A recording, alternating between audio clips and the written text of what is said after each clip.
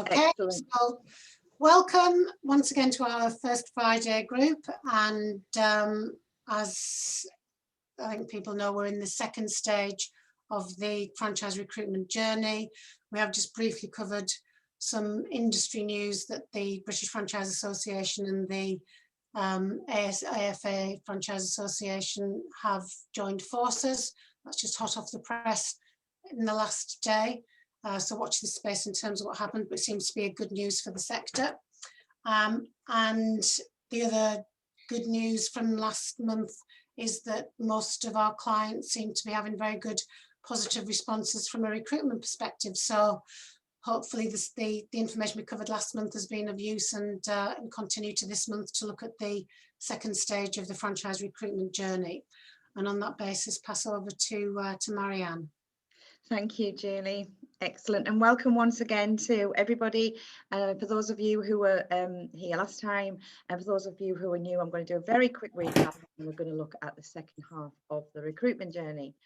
Okay, so if you were here last time, you will remember as a marketer that I've been helping businesses communicate, engage and retain more of their best customers. So for the next hour, we're going to be thinking about more of our best franchisees. And this is typically where people think in terms of marketing. The more marketing I do, the more activity I do, the more inquiries I will get, and the more conversions I will make. I need to be on every single platform. I need to be on PR. I need to be exhibiting. It becomes confusing, it's overwhelming, and quite often people don't know where to start. So this is the approach. For the next hour, I want you to just think about the approach that I'm going to take in terms of it being in stages.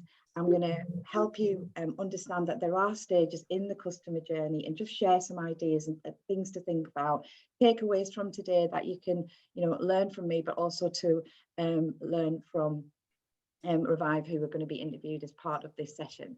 So last time I opened up with one of my favorite quotes, which is all around the customer experience and how we link the customer experience to the franchisee experience. So that quote is, like I said, it's one of my favorites, and it's: people will forget what you do, people will forget what you said, but people will never forget how you make them feel. So that's all very, very nice. But what we want ultimately is this: 92% of consumers report that a word of mouth recommendation is the top reason they buy a product or service. So that's a big number. That 92% is what we want, that word of mouth. What do we want our franchisees and the customers that they serve, what do we want them to think about our franchise?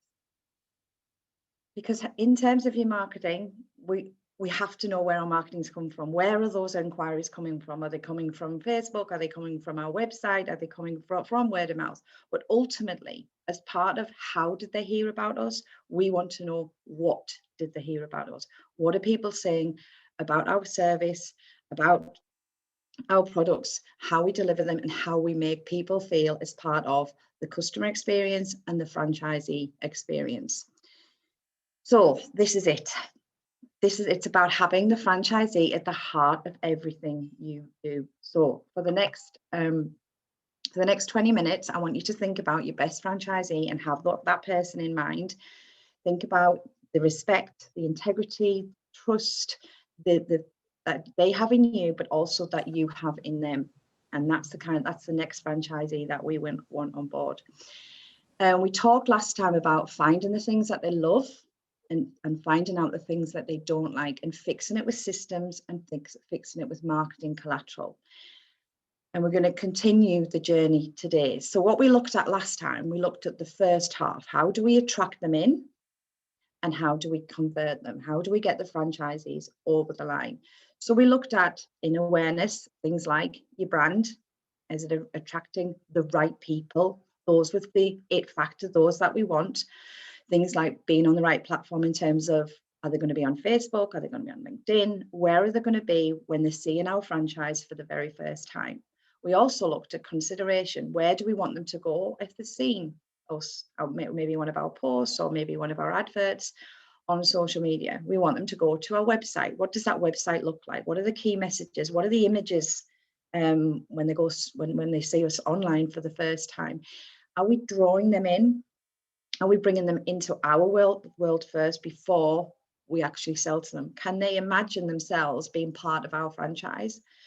And then we looked at trial, the stepping stone. And if you remember, I explained how this is the biggest mistake that business owners make and franchisors can make in terms of not having the right stepping stone in place to get them over the line. So it's not about putting an advert out and then expecting them to pick up the phone. It's about doing it in these stages.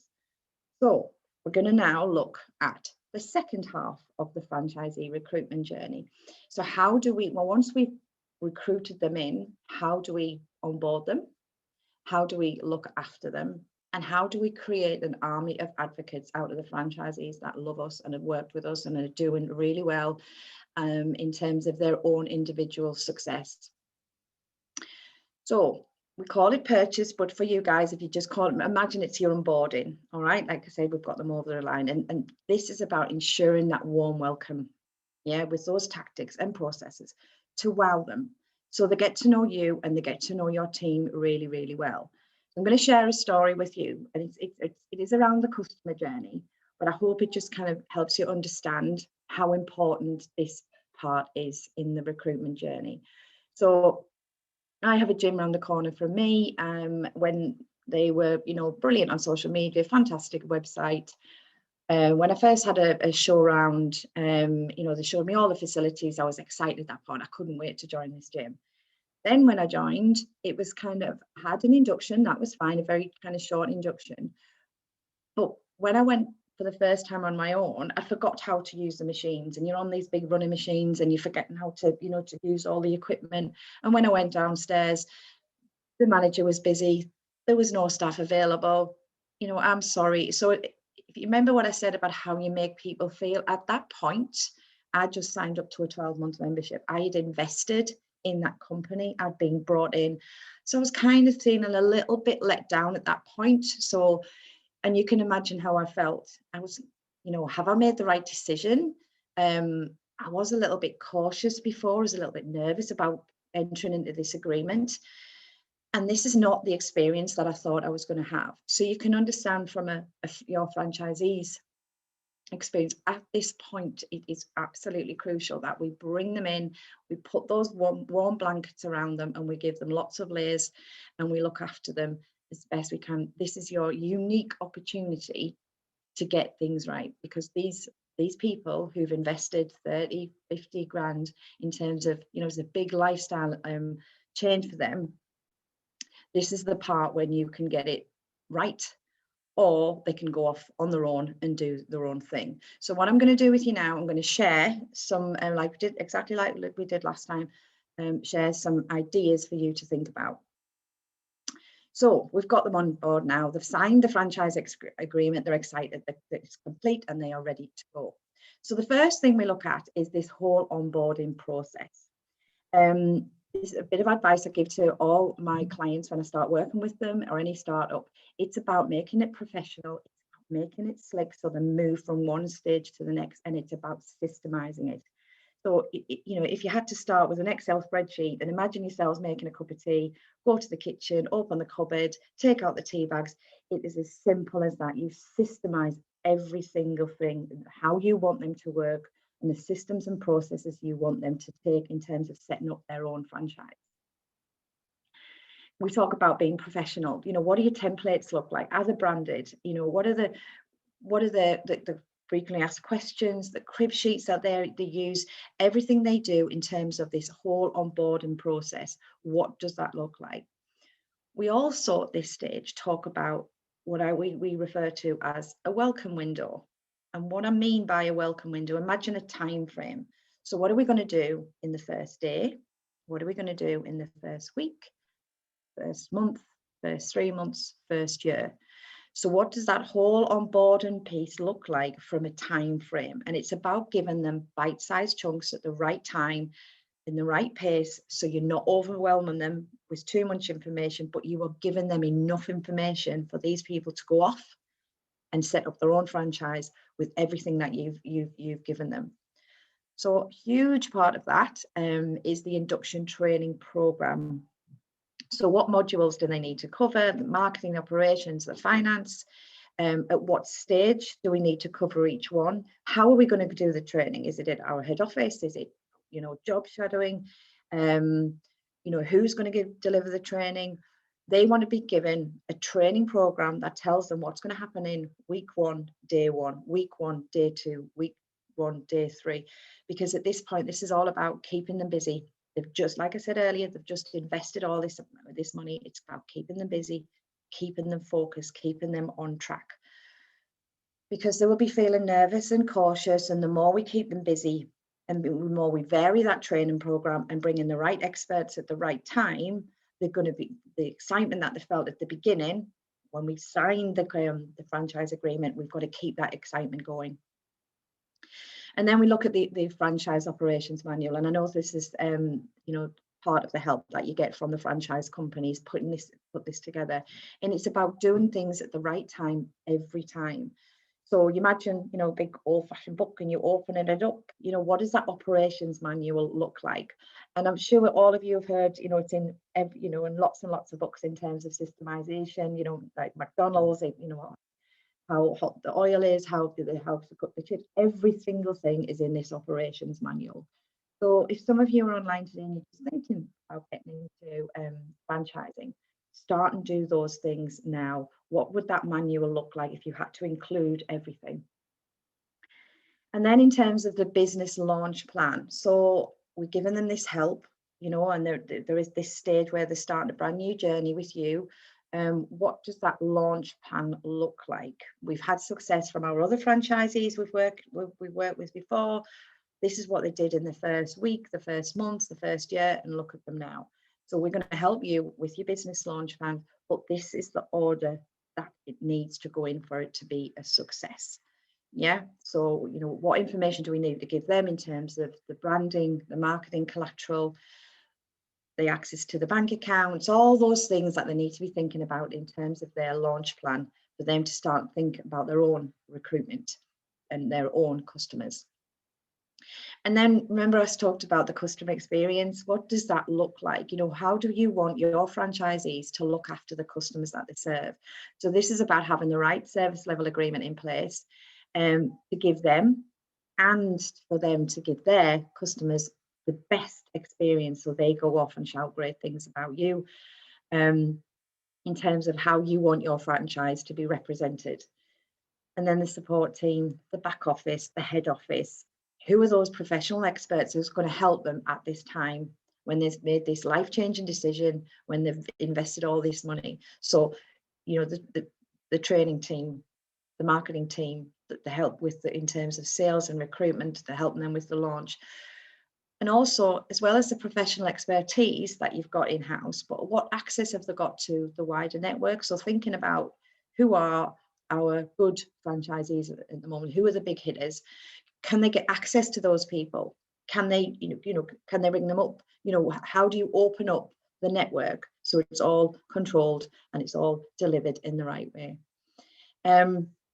Now, this is something I talk about all the time, this surprise and delight, and it is quite simply just that. So part of your onboarding, we've done all this, we've done all the corporate stuff, we've done all the things that we need to do, but why not add something at the end of the process that is going to just, blow them away? So Julie told me a story about, something really simple. It could be a gift box, it could be a bunch of flowers, it could be a card signed by the head office, it could be something really, really simple that you're bringing them into your world, into your family. So there might be something unique that you can think about in terms of your franchise that you could do that you haven't done before, that would just complete this whole onboarding process. We'll say, right, you're off, you're ready to go, and here's a nice little good luck message or good luck gift from us. So that's the whole onboarding process in terms of when we bring them in, we're filling them with lots of confidence and getting them ready to go out there and smash their own franchise with the help that you've given them at this really crucial time. So I'm going to ask Julie to unmute herself if she would, and she's got a brilliant story about Muddy Boots in terms of what they do as part of their onboarding process when they're bringing on a new franchise. Yeah. Yeah, very simple, as Marianne said, just something simple. At the end of the induction training, as the business is launching, they always look for a local social influencer, and basically CJ, who owns the business, finds someone, local social influencer, offers them the opportunity to have a Muddy Boot sleepover party in their home for their children, because they're in their target market. And she actually goes down and she delivers that party for the franchisee with the franchisee. And she has this fabulously great liveried van. So the van goes, she goes, and the party's, you know, just fabulous because CJ makes sure it is. And it makes the franchisee feel really good because CJ's there to do it. But also from a business point of view, she's making sure that that party is delivered to the best possible standard for that social influencer, because they want to obviously to use their network. So it has a dual effect. It's very business focused, but it very much supports the franchisee and makes them feel that, you know, they're out there, but they're not on their own. And the boss is there to help and support for that particular party, which is of such significance for their business, basically. So relatively simple, easy to do, but massive impact and support to the franchisee. Exactly. And the brilliant thing about that, it's relevant and it's memorable. So even in that stage there, when we've got them, they're already got this brilliant experience. They can't wait to crack on because they've seen the way that those are delivered. And the ideas are buzzing at this point. Thank you, Julie. Right. Okay. So now we've onboarded them. This is about building those relationships when we've got them in terms of retention. How do we hold on to the good franchisees, those that have got the it factor, those that we want to develop? So it's about building the relationships and having the right communications in place so they remain happy and they remain loyal as part of your franchise. So before I do that, then I've got another little story I'd like to share with you, and this is one that Nick shared with me just this week, actually. So we went down to the Wirral on Tuesday, and on Monday night we stayed at a hotel near the client's office, and this is where Nick always stays. He goes down once a month, and he's been doing that for you know, over a year now, and so he's got to know the team and they've got to know him. He mentioned to me that he was going to book a holiday there with his wife. So he rang me out the blue to say, listen to this story, Marianne, this is brilliant. And basically, when he'd rang up to get a rate for 4 nights in August to stay there with his wife, they had given him a cracking deal, a brilliant deal, like, you know, including breakfast. They'd reduced it right down. And you know, Nick was so enthusiastic. You know, like I said, he rang me to tell me about this. So what did I do? I told Craig, I told my friends, I told my sister, we should go to this hotel. This is so nice. Because what they could have done at that point, they could have had this low rate to invite new people in, but they didn't. They recognised that Nick is a regular customer of theirs that's going to come back every time, that's going to shout great things about us. So what they did, they focused the energy on the retention. They focus the energy of a client that comes in every month who they know is going to go off and shout more good things about them. So that's, you know, a biggest takeaway from today, where lots of people think I need to invest lots of money in the beginning of the customer journey. This is crucial. This is how we look after them and how we add value at this stage, so we hold on to the good franchisees as part of our franchise. So this is about, you know, maximizing the opportunities in terms of the ongoing training. So we've given them the training in an induction, and this is about the ongoing training that they will need to improve, constant look at ways to improve the franchise, and maximizing individual potential as well. So, you know, I mentioned before about the big hitters. How did they get there, and how can the others learn from that? What training do we need to give them to support their success and their profitability? It's also about having these regular touch points in place to get better. And what I mean by that is having the collateral and the systems in place to review and improve, but letting your franchisee know that this is going to happen in the first month, to look at how you're getting on and what we need to do so things get better. What's going to happen after 6 months? What happens after 12? What happened?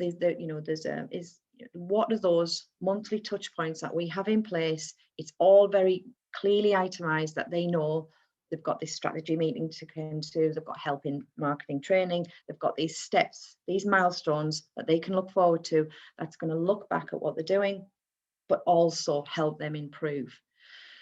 And this goes alongside that business plan review. So when you've sat down and you've done the business plan at the beginning, there are touch points and milestones in place to constantly give them support and add value to their journey and their experience of working with you.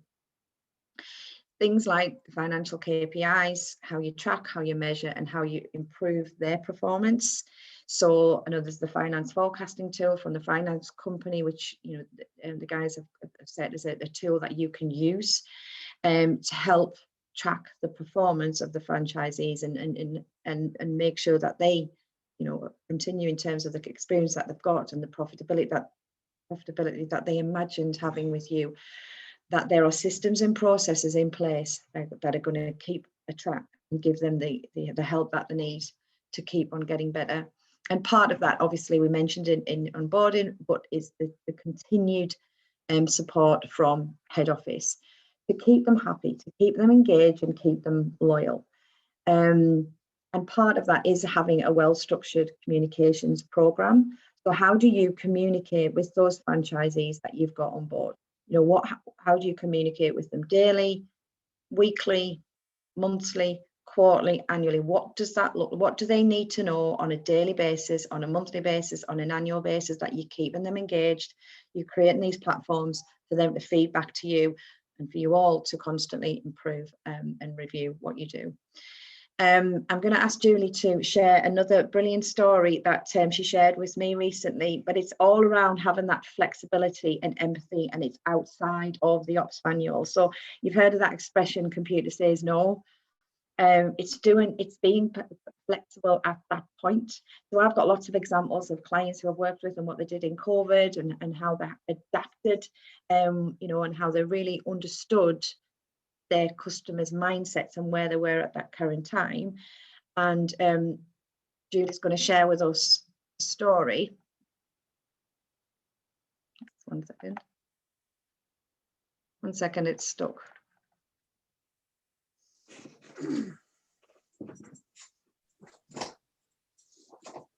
Shall I? Better. Yeah. No, it's fine, Julie. Yes, so this is a story that Julie mentioned to me. Do you want to just share that with us, Julie? Yeah, fine. I mean, obviously the people kind of being in the industry will all know right at home. And Lucy, who's the Chief Operating Officer, and also the EWIF Woman of the Year in Franchising.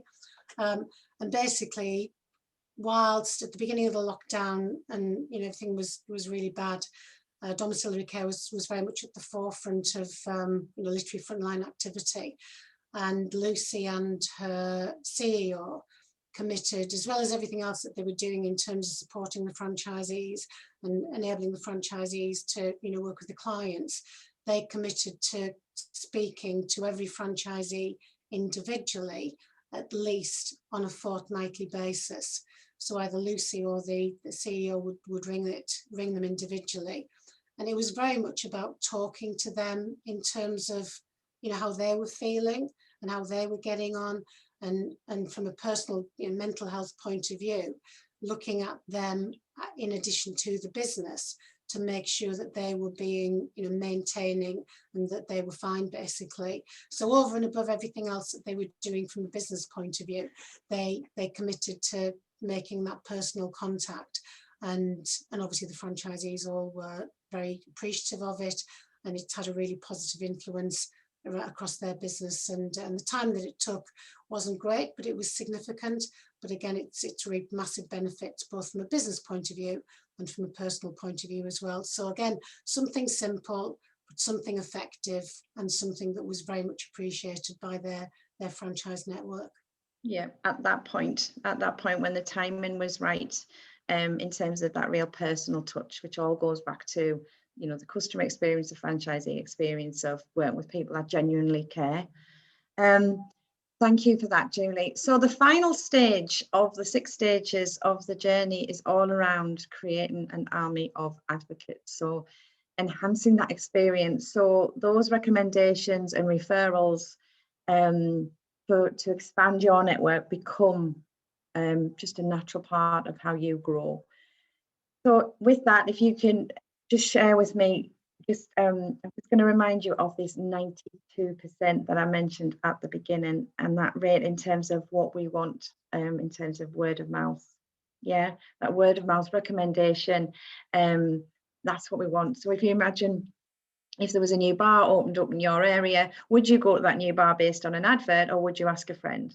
Yeah, would you ask a friend and then you would follow it up by visiting that bar, or you wouldn't? And those bad reviews escalate just as much as the good reviews, if not more. So this is about creating an army of advocates so that word of mouth recommendation helps your franchise grow. So one of the areas that we look at here is reviews.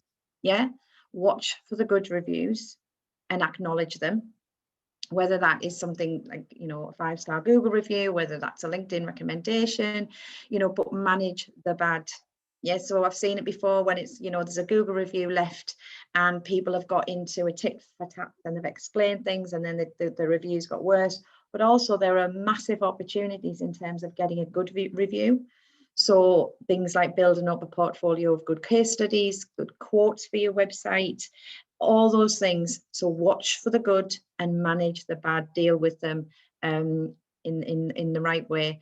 A survey and introduce them at regular touch points. So we talked about this in retention as part of the month or the first 6 months or the annual, introduce an opportunity for them to give feedback. So looking at something like SurveyMonkey, putting a list of questions together that you can learn how their franchise is going. You can get those that survey back, and that's very, very powerful about maximizing the opportunities, working on the gaps, and just continuously improving how you work with them. And then in terms of what else can we get with those best franchisees that we spoke about earlier?